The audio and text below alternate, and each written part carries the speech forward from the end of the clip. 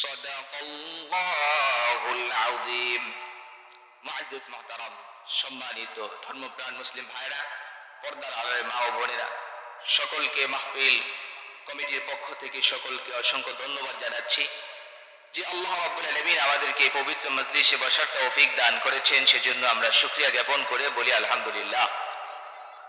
সম্মানিত সুধী, সময় খুবই সংক্ষিপ্ত, এজন্য আমরা সরাসরি ভূমিকা না টেনে আলোচনা পেশ করব ইনশাআল্লাহ। আমরা আজকে যে কয়েক মিনিটে আমরা আলোচনাটি শুনবো সেটি হচ্ছে বেসিক ভাবে আমরা কোরআন সম্পর্কে কিছু ইনফরমেশন আমরা জানবো ইনশাআল্লাহ। কেন কোরআন সম্পর্কে আমরা ইনফরমেশন জানবো? এর মূল কারণ হচ্ছে বর্তমান বিশ্ব পরিচালিত হচ্ছে পাশ্চাত্য সভ্যতার মাধ্যমে। আর এই পাশ্চাত্য সভ্যতা মানুষকে কোরআন থেকে এতটা বেশি গাফিল করেছে, যার ফলে মানুষ কোরআনকে রেখে পাশ্চাত্য সভ্যতাকে গ্রহণ করে নিজেদের আদর্শ হিসাবে গ্রহণ করেছে পাশ্চাত্য সভ্যতা। কিন্তু আল্লাহ রাব্বুল আলামিন পবিত্র কালামুল্লাহ রাসূলুল্লাহ সাল্লাল্লাহু আলাইহি সাল্লামের উপর অবতীর্ণ করার মূল উদ্দেশ্য ছিল রাসূল সাল্লাল্লাহু আলাইহি সাল্লামের উম্মাহ যারা আছেন, পৃথিবীতে পরবর্তীতে যারা আগমন করবেন, প্রত্যেকের নৈতিক দায়িত্ব থাকবে আল্লাহ রাব্বুল আলামিন যে কোরআনুল কারীম নাজিল করেছেন এই কোরআনুল কারীমকে সঠিকভাবে গ্রহণ করা, ঠিক কিনা? কিন্তু আমরা আজকে এই কোরআনুল কারীম থেকে অনেক বেশি দূরে। আপনি যদি কোরআন নিয়ে রিসার্চ করেন, গবেষণা করেন, আপনি হতবাক হয়ে যাবেন। কেন? আমরা বর্তমান মনে করছি কোরআন শুধু কিছু কালো কালো অক্ষর আর কিছু বাংলা মিনিং এর নাম। এটা একদম অবান্তর একটা আমাদের ধারণা ছাড়া বই কিছু নয়। কোরআন শুধু আরবি কিছু অক্ষর আর অর্থের নাম নয়। কোরআন হচ্ছে এমন একটি গ্রন্থ, ঐশী বাণী, যে আল্লাহ রাব্বুল আলামিন এই কোরআনুল কারীমে পৃথিবীতে এমন কোন বস্তু নেই, এমন কোন জিনিস নেই যেই সম্পর্কে আল্লাহ রাব্বুল আলামিন কোরআনুল কারীমে আমাদেরকে বেসিক ধারণা দিয়েছেন।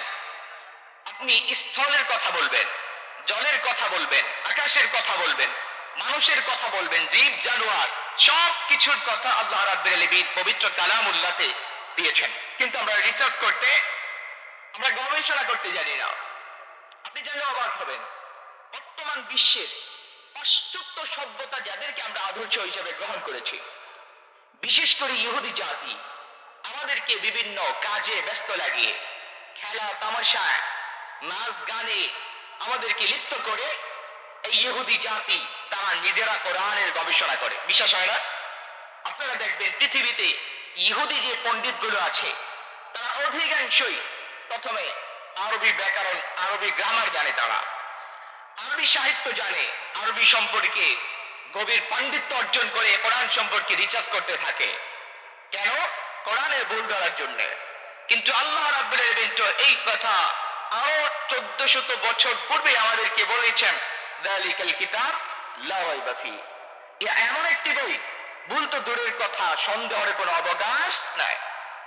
বর্তমান যারা কোরআন নিয়ে গবেষণা করছে, রিসার্চ করছে, এরা কোরআনকে গবেষণা করতে করতে এক পর্যায়ে দেখে না আল্লাহ রাব্বুল আলামিন পবিত্র কালামুল্লাহর মধ্যে যে বিষয়গুলো কোরআনে এনেছেন প্রত্যেকটাই যুক্তিসঙ্গত এবং প্রত্যেকটা বাস্তবতার সাথে মিল আছে। অহেতুক কোনো কথা কালাম আল্লাহ রাব্বুল আলামিন কোরআনে বলে না। আল্লাহ রাব্বুল আলামিন 1400 পবিত্র কালামুল্লাহর মধ্যে বলছেন, আওয়ালাম ইয়ারাউ ইলা তায়রি ফাওকাহুম সাফফাতিন ওয়া ইয়াকবিত মা ইউমসিকুহুন্না ইল্লার রাহমান ইন্নাহু বিকুল্লি শাইইন বাসীর। আল্লাহ রাব্বুল আলামিন পৃথিবীর মানুষগুলোকে, যারা রবকে জানে না, রবের পরিচয় জানে না, এমন প্রত্যেকটা মানুষকে তিনি দায়িত্বহীন ভাষায় তাদেরকে বোঝানোর জন্য বলছেন, পৃথিবীর মানুষ তোরা যারা নাকি আমি রবের পরিচয় জানিস না, আমাকে চিনতে পারিস না, তোরা কি পাখির দিকে তাকিয়ে দেখিস না? আমি পাখিগুলো কি সুন্দর করে আমি তোদের জন্য তোদের মাথার উপরে ছেড়ে দিলাম। আল্লাহ রাব্বুল আলামিন পাখির কথা উল্লেখ করেছেন। এটা আমি আপনি মনে করছি অনর্থক। এটা কি অনর্থক? অনর্থক না। বর্তমান বিজ্ঞান এই পাখি নিয়ে গবেষণা করে অলৌকিক কিছু রহস্য বের করেছে, যা এই বিজ্ঞানের মাধ্যমে আজকে স্ফটিত হচ্ছে যে কোরআন আসলে এটা ভুলের কোনো জায়গা নয়, কোরআনই আসলে বাস্তবতা, ঠিক কিনা?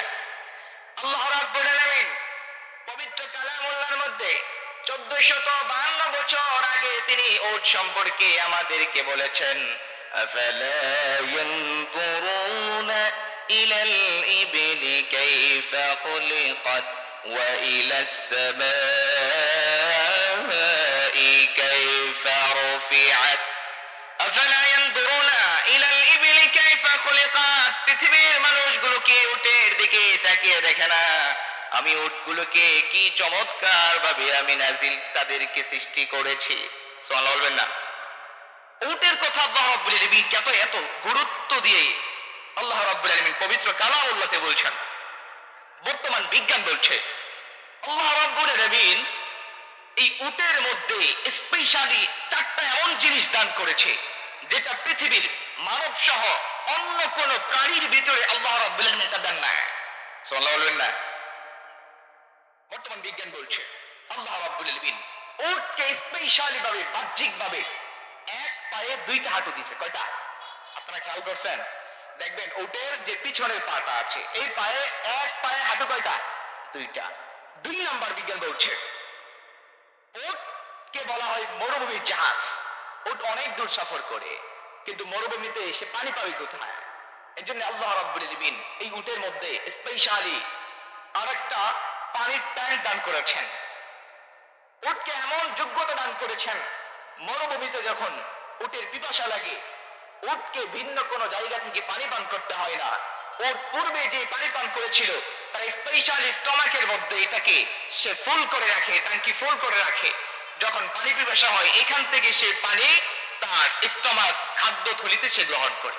সুবহানাল্লাহ বলবেন না? 3 নম্বরে বিজ্ঞান বলছে উটের মধ্যে আল্লাহ রাব্বুল আলামিন খাদ্য ফলও 2টা দিস। এরপরে 4 নম্বর সবচেয়ে আশ্চর্যজনক হচ্ছে মরুভূমিতে যখন জ্বর হয় তখন ধুলোবালি ছাড়া আর কিচ্ছু দেখা যায় না। এই ধুলোবালি যদি উটের নাক দিয়ে যায়, ভেতরে প্রবেশ করে, তাহলে উট মারা যেতে পারে। এজন্য আল্লাহ রাব্বুল আলামিন উটের মধ্যে এমন স্পেশালি আলাদা একটা ফুসফুস দান করেছে। উট যখন বুঝতে পারে এখন জ্বর হবে, সে এই কালের প্রভাব দেখে উট আস্তে করে তার সামনের 2 পা দিয়ে বালিকে সরাতে থাকে, গর্ত করতে থাকে। যখন জ্বর চলে আসে উট তার মাথাটাকে বালির নিচে চাপা দিয়ে আবার বালি দিয়ে চাপা দিয়ে দেয়। আর ওটের ভেতর আল্লাহ রাব্বুল আলামিন আলাদা যে ফুসফুস দিয়েছেন, এই ফুসফুস থেকে সে নিঃশ্বাস গ্রহণ করে সে বেঁচে থাকে। সুবহানাল্লাহ বলবেন না? এটা হচ্ছে আল্লাহ রাব্বুল আলামিন উটের কথা বলেছিলেন। তো যে কথাগুলো আল্লাহ রাব্বুল আলামিন কালামুল্লাহতে বলেছেন তাও অবাক না। কোরআনকে আমরা রিসার্চ করতে জানি না। আমরা দাবি করি, আমাকে যদি কোনো ব্যক্তি প্রশ্ন করে তোমার অ্যাড্রেস কি, মূল পরিচয় কি তোমার, আমি বলবো আই এম মুসলিম। প্রথমত আমি একজন রিয়েল একজন মুসলিম, তাই না ভাই? কিন্তু রিয়েল মুসলিম কাকে বলে? সে কে? যে কোরআন সম্পর্কে জানে না, কোরআন রিসার্চ করতে জানে না, কোরআন সম্পর্কে বেসিক ইনফরমেশন জানে না, সে কি কখনো একজন রিয়েলি মুসলিম হতে পারে? রিয়েল মুসলিম কখনো সে হতে পারে না। কিন্তু যে কোরআন সম্পর্কে জানে সেই মুসলিম হতে পারে। আর আল্লাহ রাব্বুল আলামিন পবিত্র কালামুল্লাহর মধ্যে দায়িত্বহীন ভাষায় আমাদেরকে বলছেন যে প্রকৃত মুসলিম হতে পারবে কোরআনকে ফাইন্ড আউট করতে জানে, গবেষণা করতে জানে। আল্লাহ রাব্বুল আলামিনের প্রতিশ্রুতি, আল্লাহ রাব্বুল আলামিন পদে পদে তার মর্যাদাকে বুলন্দ করে দিবেন। এই কথা আল্লাহ রাব্বুল আলামিন পবিত্র কালামুল্লাহ বলছেন, الذين آمنوا والذين أوتوا العلم درجات। আল্লাহ রাব্বুল আলামিন ওই ব্যক্তিদেরকে মর্যাদা বৃদ্ধি করে দিয়েছেন যারা আমি রবের প্রতি সঠিকভাবে ঈমান এনেছে। والذين أوتوا العلم درجات। আর যাদেরকে জ্ঞান দান করা হয়েছে, জ্ঞানের কোরআনের জ্ঞান দান করা হয়েছে, তাদের মর্যাদাকে আমি বাড়িয়ে দিয়েছি। সুবহানাল্লাহ বলবেন না? যাদের কোরআনের জ্ঞান আছে, কোরআনকে যারা গবেষণা করতে জানে, তাদের মর্যাদা কম না বেশি? এই জন্য হতাশ হওয়ার কোনো কিছু নাই। আমরা যারা মাদ্রাসা পড়ছি আমরা ভাবি যে আরে মাদ্রাসায় বললাম মানুষ আমাদেরকে দাম দেয় না। পৃথিবীতে আমাদের মূল্য না থাকতে পারে, কিন্তু আসল জায়গায় আমাদের দাম আছে, ঠিক কিনা? এই জন্য হতাশ হওয়ার কোনো কারণ না। আপনারা এখন বলতে পারেন আমাদের সমাজে কোরআন নিয়ে মানুষ গবেষণা কেন করছে না? এর মূল কারণ হচ্ছে, আমি প্রথমে বলছি, পাশ্চাত্য সভ্যতা। আপনারা ঐতিহাসিক 3টা ইনস্টিটিউট অফ ইসলামের নাম শুনেছেন, ঐতিহাসিক 3টা প্রতিষ্ঠানের নাম শুনেছেন।